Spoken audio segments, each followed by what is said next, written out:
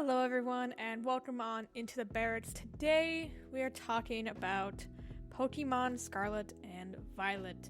This is a audio recording. I'm doing this separately from the video, so what you're seeing is just straight gameplay.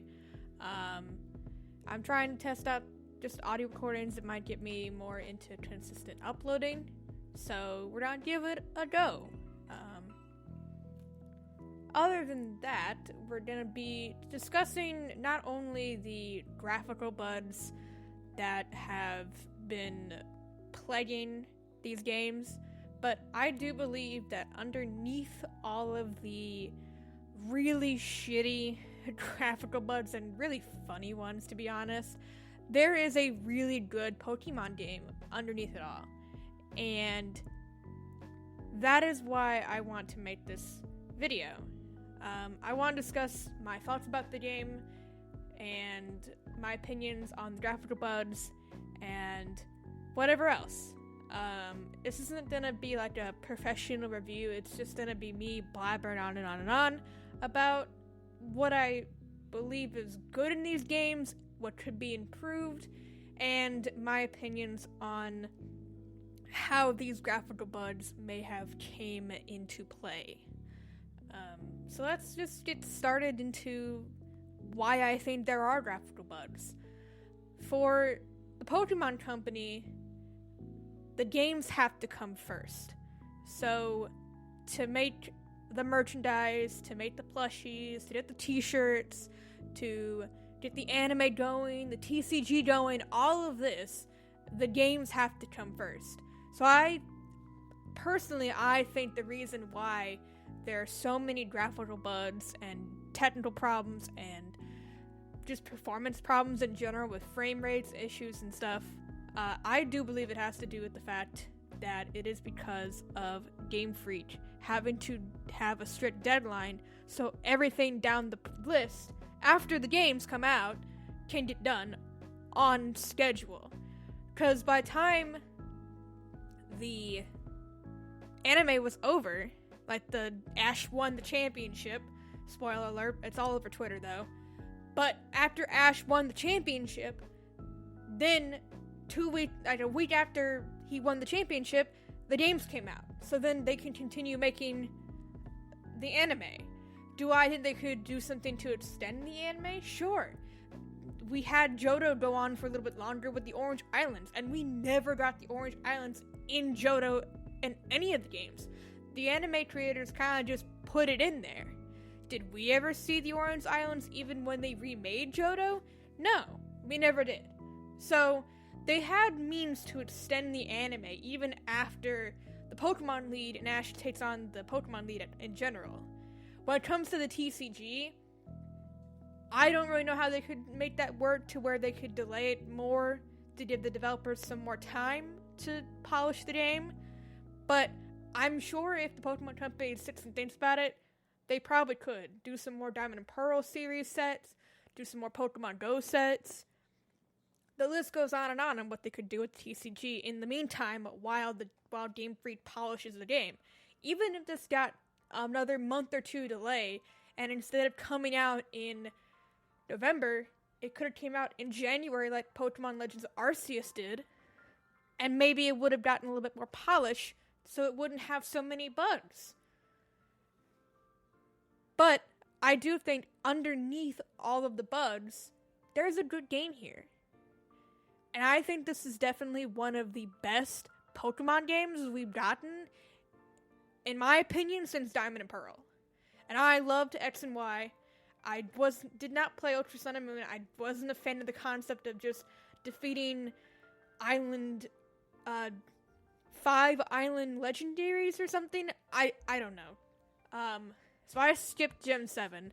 Then I came back for Sword and Shield, and I really did enjoy it, but I feel like there are things they could improve on, and I think with Scarlet and Violet, they have drastically improved on it because of what they experimented with in Pokemon Legends of Arceus. For example, I love the new breeding mechanic. The new breeding mechanic is phenomenal. I love how you don't have to wait by a daycare. You can just set up a picnic, put your Ditto, put your Pokemon, and they can just go at it. And you can collect as many eggs as you want.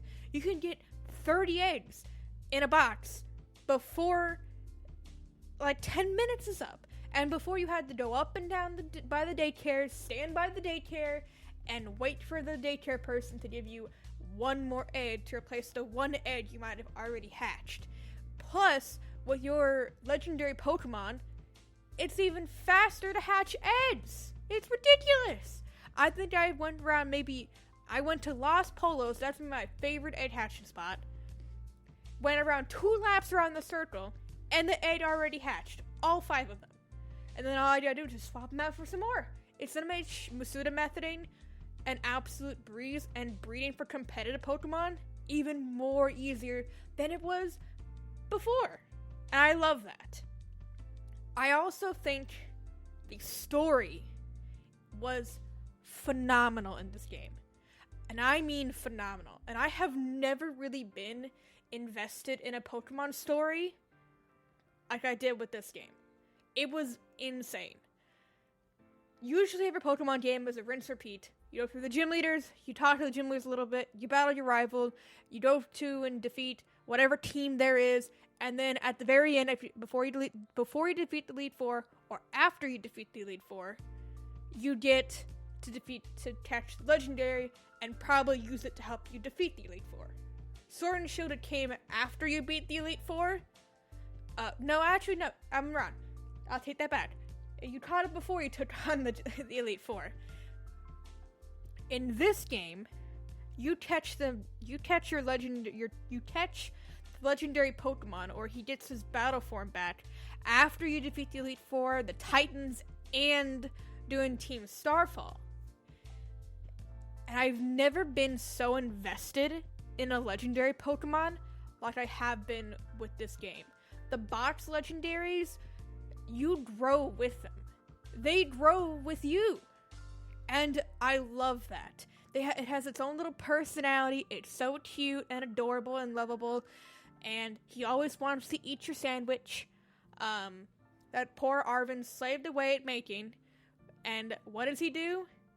He eats it. So, I loved him. I loved him to pieces. And I loved how he grew with you. You even learned about why he doesn't want to be in his battle form. And then you find out why he doesn't even want to let you ride him in Area 0.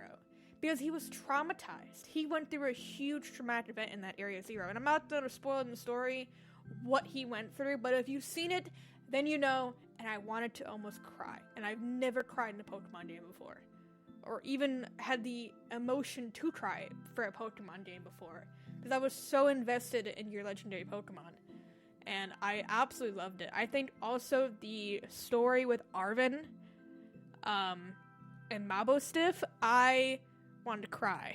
I felt so bad for him and poor little Mabostiff. He was just so weakened by whatever Pokemon they might have faced in Area 0. And he was so worried about him. And then at the end, when Mabostiff was back to normal, it just made me so happy because Mabostiff is a dog and he's a good boy.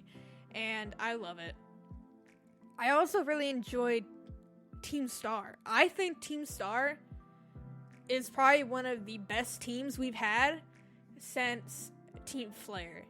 And the reason why I think they're the best is because they did have a purpose. And their purpose and the reason why they even formed was because they wanted to team up against bullies.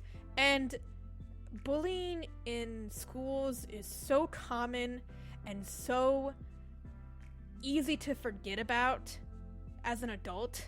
But I'm sure if a child plays this game and plays through Team Star's story, I'm sure they will know how these people in these schools feel. And it'll resonate with them so much. Like, Team Star was not a bad team at all. They were misunderstood students who were bullied, and the school never did anything about it. So they teamed up each other and took down the bullies. And I fucking loved it. It was great. And the way where they all got to keep their team star team and repurpose it for something good, I loved it. The ending was great. And for me, the gym leader story, the Elite Four story, it was the same as most other Pokemon games. It wasn't anything different, but I really enjoyed the rival, Nimona. I think that's how you pronounce her name.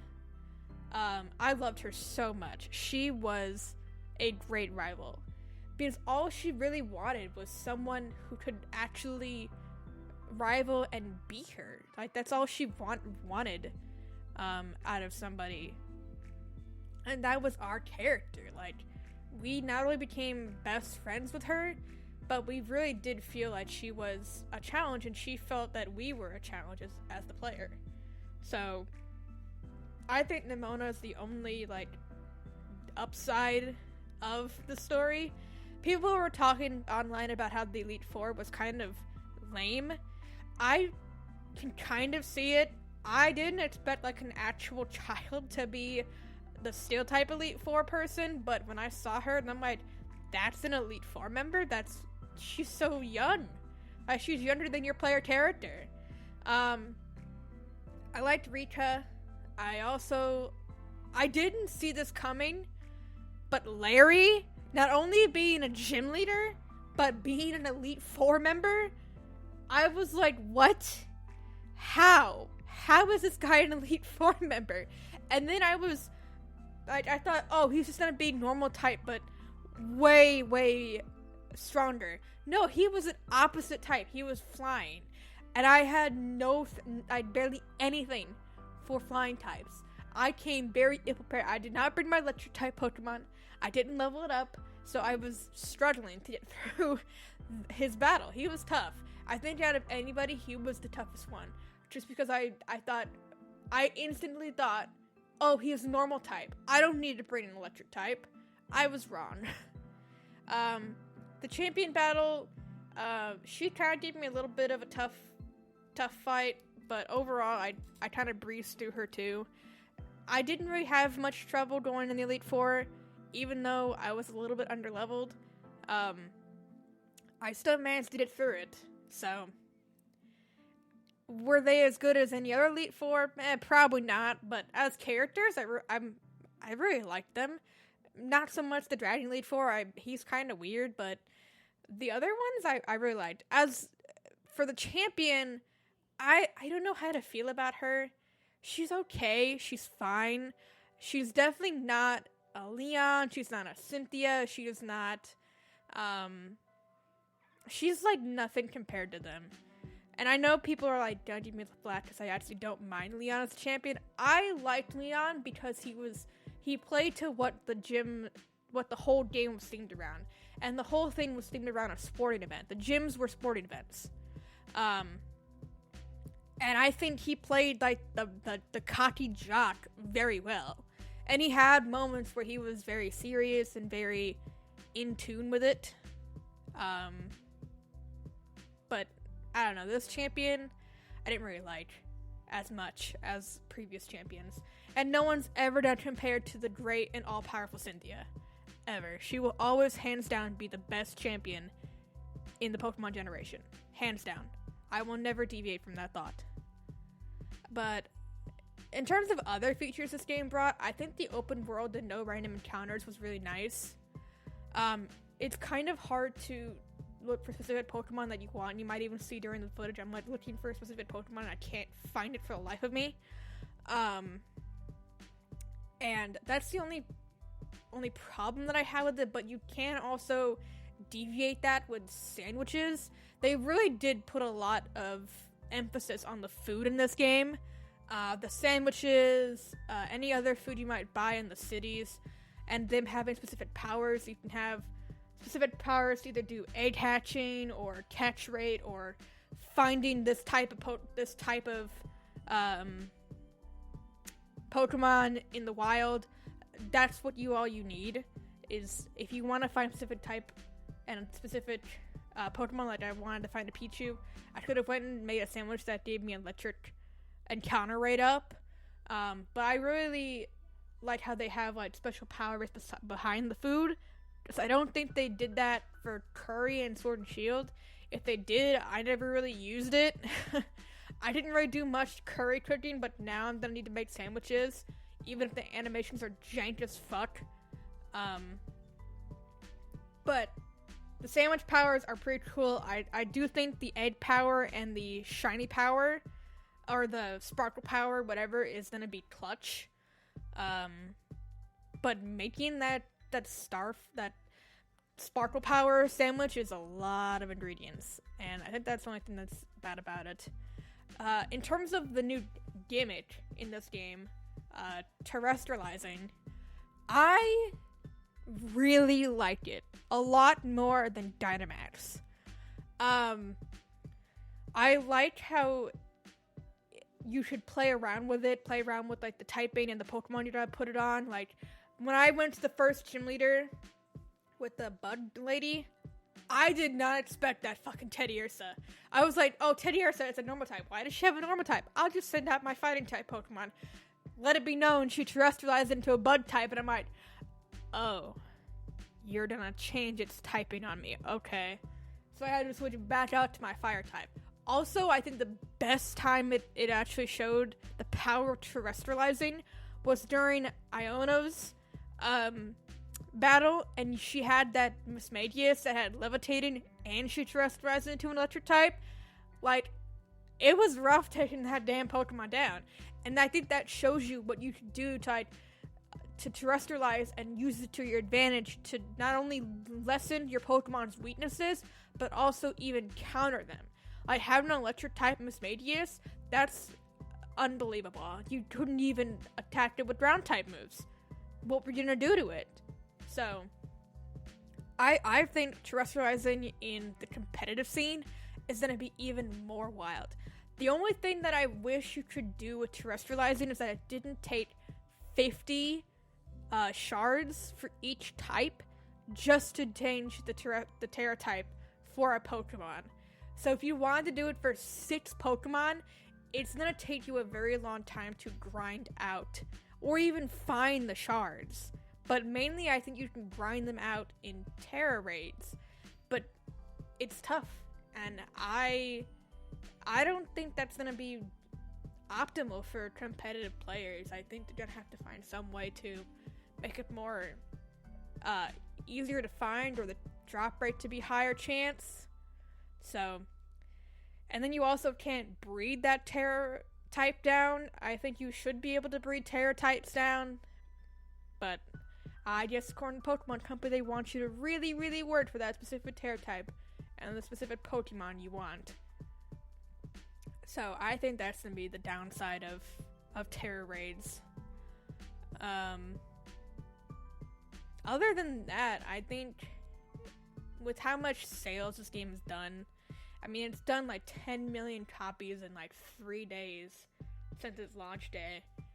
I think while it does have a lot of flaws, I think deep down, this is probably the best Pokemon game we've gotten in a while. And if anybody's hesitant on buying this game, you need to buy it.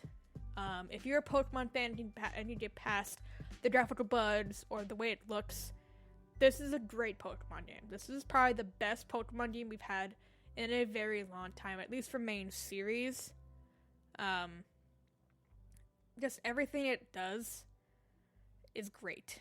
Although, I do wish they would give you more of an audio cue if there's a shiny Pokemon in the area, because there are some shiny Pokemon that do not look like they're shiny, and you will never know. So, that's another flaw with the game. But overall, it's a wonderful game. It's a great game, and it's definitely worth a buy if you can get past all of that. If you truly cannot get past any performance issues or technical bugs or even graphical bugs, don't buy it. I personally have only ran into a slight handful of graphical bugs, mainly the floating Pokeball if a Pokemon's flying, the clipping of the like the ground and the Pokemon, but only in like certain areas. And I have seen my trainer disappear on my Miraidon, so I saw him disappear. There's that one, but the other stuff I personally have not seen. My game has been running fine. It only I think it only ever chugged in frames in certain areas, like the big water area. Oh, I did not like that one. The big lake where you go fight the Dragon Titan. That was where I really noticed the bad frame rate and bad performance issues. Other than that, it was honestly really smooth. And then, of course, the common 5 frames per second NPCs. That one's not fun either. I will give people that. That one's not fun. But yeah, it was, other than that, I really, really enjoyed this game. I enjoyed the game, I enjoyed the story, and I'm looking forward to doing more things with this game. Maybe I'll try competitive battling again, maybe I'll try and get back into it. I was into it for the first few seasons of Sword and Shield, and then I kind of like fell off a little bit. But with them keeping the rental teams from Sword and Shield, I was very happy to hear that they kept them. I don't have to breed or change Terra types or EV train any of the Pokemon. I can just rent a team.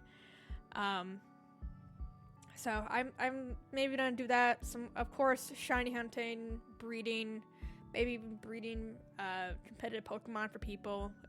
The world of Pokemon is my oyster, and I'm a breeder at heart.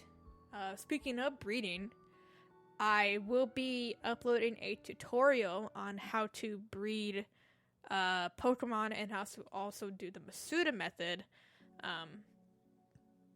If anybody is interested, you can keep an eye out by subscribing to the channel, liking this video, and also commenting your thoughts on Pokemon Scarlet and Violet. I will definitely be uploading that tutorial, though. I think breeding is very easy to do. It's not as hard as people think. It's just monotonous and sometimes time-consuming with what you're wanting to breed. And Masuda methoding, in my opinion, is my favorite way to shiny hunt. So I will also be doing that in both videos. In the same video. Sorry, in the same video. But yeah, I hope you guys like this type of videos. Just voiceover over some gameplay. I think it'll be easier for me to do it this way than trying to sit down and actually record a video. I still will do like the sit down videos and recording with my camera on and stuff, but just sometimes it's just easier to pop on a recording software and make it separate from the video and do it that way. So other than that, stay tuned for any other content, live streams on YouTube and Twitch. Subscribe to the channel if you haven't already. Like the video if you like this type of video or you like my thoughts. Who knows? And leave a comment down below. Tell me what your opinions are on Scarlet and Violet. It is okay to not like the game. You don't have to like every Pokemon game. You don't have to play every Pokemon game. If you return the game because of the bugs, I don't blame you. I don't blame you. But yeah, thank you guys so much for watching, and I will see you all next time. Goodbye!